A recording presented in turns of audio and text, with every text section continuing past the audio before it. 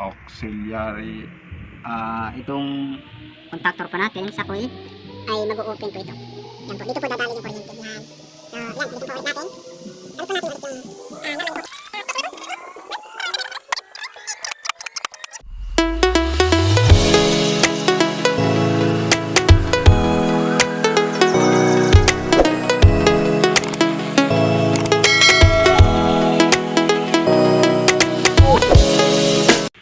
So in this video ay continuation ito sa ating part 1. So meron lang tayong dinagdag dito na pilot light yellow, pilot green, and then meron tayong receptacle for output. So yun ang mga gamitin natin. So meron din tayong wires na flat cord number 12, merong main plug. So itong main plug na to is meron tong ground, tinanggal ko lang. So ayan, magdodrawing tayo ng schematic diagram para sa pilot light at saka yung output nya. Bago tayo magsimula, testerin muna natin yung contactor. So ngayon, saksak po natin. So yung contactor, so pindutin po natin yung start. So nag-contact na po yung contactor natin. So gamitan po natin ng tester. Lagay lang po natin sa times 10. So sa times 10 natin lalagay yung multi-tester natin. So ito yung paglalagay, kung naalala nyo yung sinabi kong L1, L1, L2, L3. So yung output nya dito sa T1, T2 and T3. So itong mga terminal dito is mag-connected to dito, dito and dito. Hindi yan mag-connect dito. So dito lang talaga straight. Yan. Yan, kung makikita nyo sa multi-tester natin. So ayan, yan yung pong straight nya paglalagyan natin. Pero naman kung wala siyang kuryente, hindi siya mag-contact yung contactor natin, patayin po natin at testerin po natin. Ayan, kung makikita nyo, wala po siyang continuity. Ayan, kasi hindi po nagko-contact yung contactor natin. So kung pagkukontakin natin, pindutin lang natin yung start button at yan, may contact na po yan. Ayan. Ayan. Ayan. So dito tayo maglalagay ng supply dito. So bago yan, mag-drawing muna tayo paano ilagay itong mga pilot light natin. So patayin muna natin.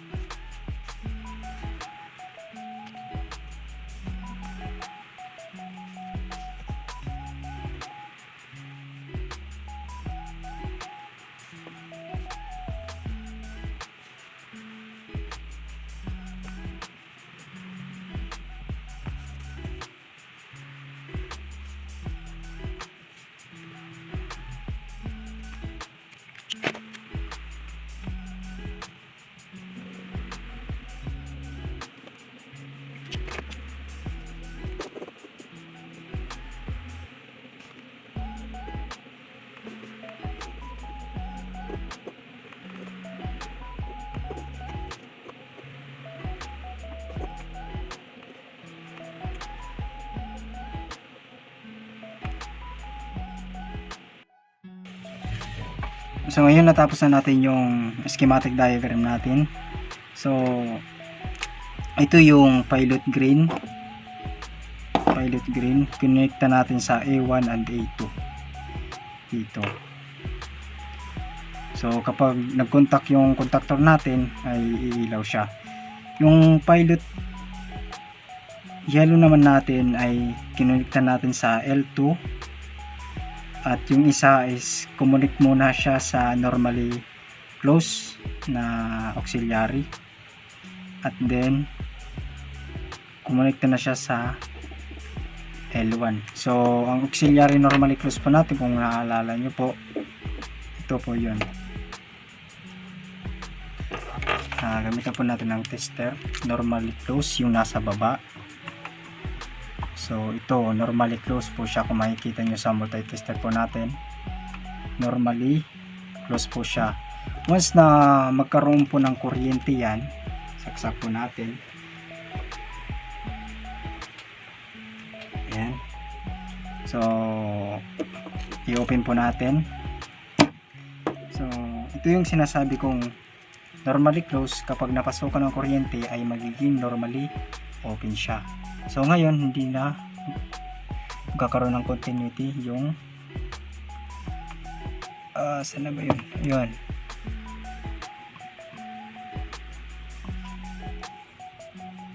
Saan na ba yun? Ayan, ito. So ngayon is normally open na siya kasi meron ng kuryente. So itong ating normally open ay magiging normally close na siya. Test natin. Ayan. So ayan. Patayin po natin. Ayan. So ikabit po natin yung bago nga pala, ito pa pala yung supply po natin. Supply po natin is L1. Mula sa L1 kinonekta po natin sa L1 ng contactor. Dito po yon L1. So ito po yung contactor natin, ito po yon contact natin po yon. Tsaka pumunta ng valve. So ito po yung ano natin, yung receptacle, at ito po yung bumbilya po natin. So yung L2 naman, dito po natin i-connect L2 dito pumasok sa contactor ng L2. Dito rin to, since dalawa lang naman ang gagamitin natin dito. Ang kapares niya ay ito, pumunta din sa output. Ayan, sa ating bumbilya or receptacle. So simulan po natin to, iwarin po natin kung paano po siya paano po natin siya papaganahin.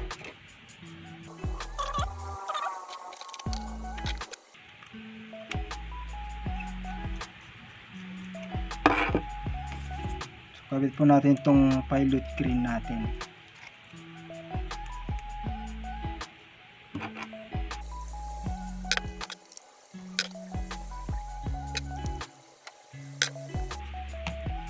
So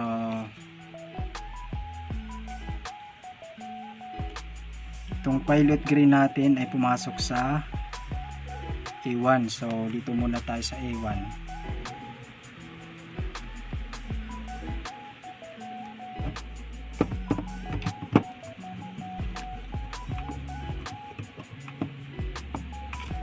Yan, kinonekta na po natin. Ngayon yung isang terminal lang pilot light natin ay pumunta ng A2.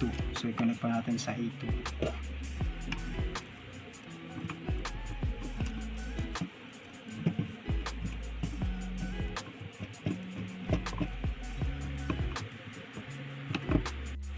So natapos na po natin yung kulay green, pilot green.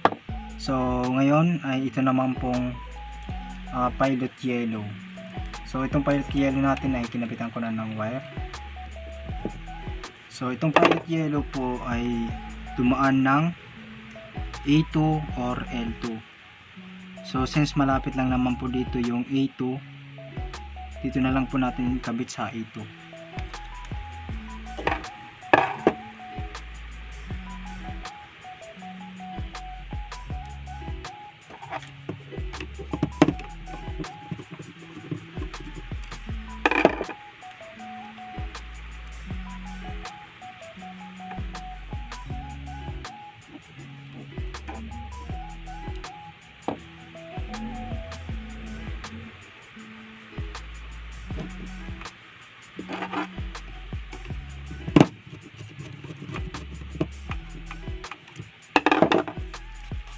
So sa A2,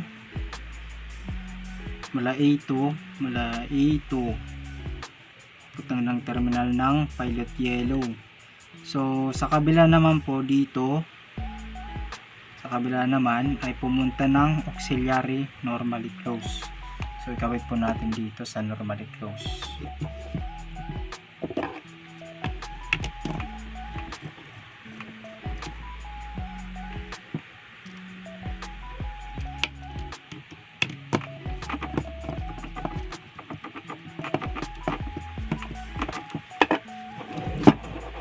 So tapos na po natin.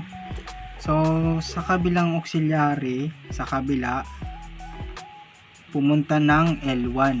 So pumunta ng L1. So ngayon pumunta siya ng L1.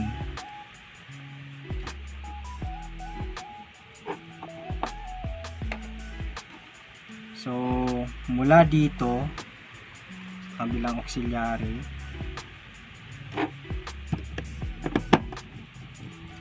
pumunta ng L1. L1, alright. So L1 pumunta ng L1. Ito po yun.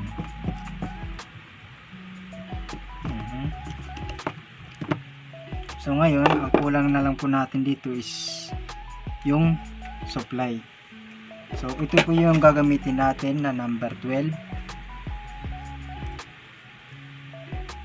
So dito po natin siya i-connect.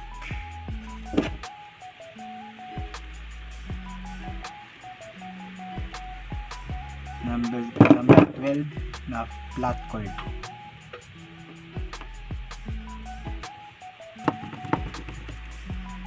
Matanggal.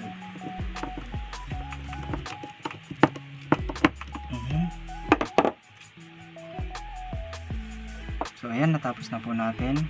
Ang isa na lang is ito. So mula dito L2 papuntang A2. So dito rin tayo magwawiring din tayo dito sa A2 hanggang L2. So meron pa tayo ditong wire sa control. Pupunik daw tayo dito sa A2.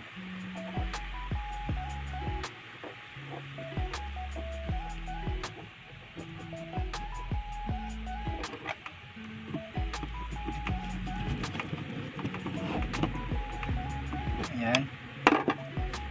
Tapos connect daw po natin dito sa L2. So isabay po natin itong supply. Ayan.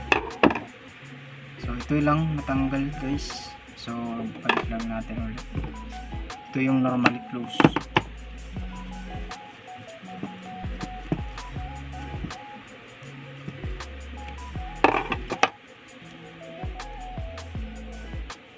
Yan.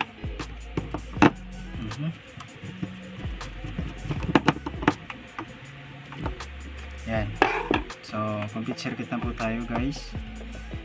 So, ngayon, dito po tayo kinunikta kumuha ng supply. So, lahat dito, yan, tatakbo po yan dito. Pag start, tatakbo itong mabubuhay yung contactor natin at ma-open ito. Pag mag-open ito, mag-hold siya, dito dadali yung kuryente hanggang dito. So iilaw po itong green.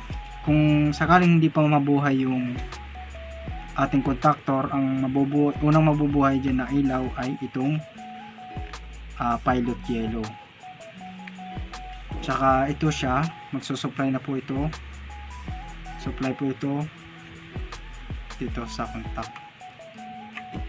Alright, testing na po natin. So, yung unang mabubuhay po is kulay yellow.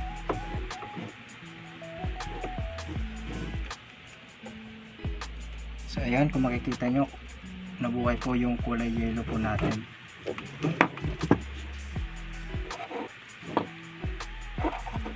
Tapos, i-on po natin. So, gumana po siya. yung pilot green ay gumana po, ibig sabihin gumana na po itong contactor natin. So patayin po natin. Ayan, so tanggalin po muna natin. Ayusin natin yung pagkakalagay. So ayan. So saksak ulit natin. Yan, nabuhay po yung kulay dilaw natin, standby. At i-open po natin. Yan.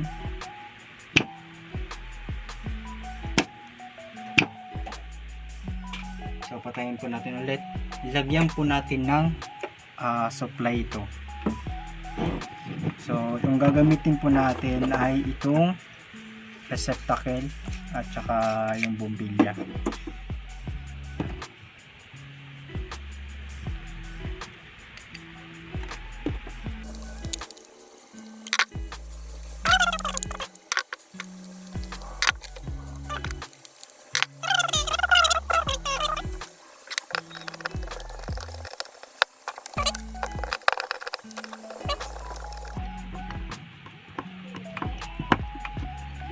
Ayan.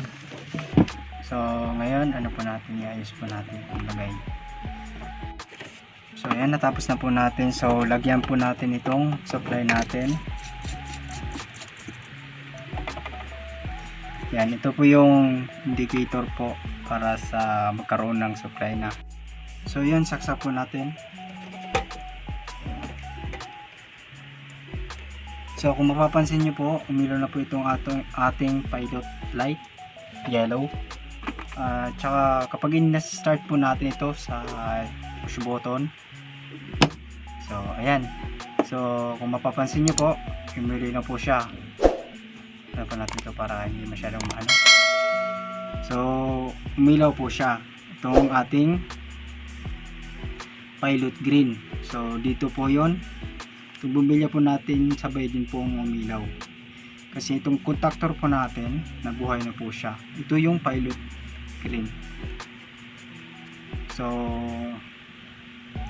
yan, umilaw po yung supply po natin. Kung sakali po,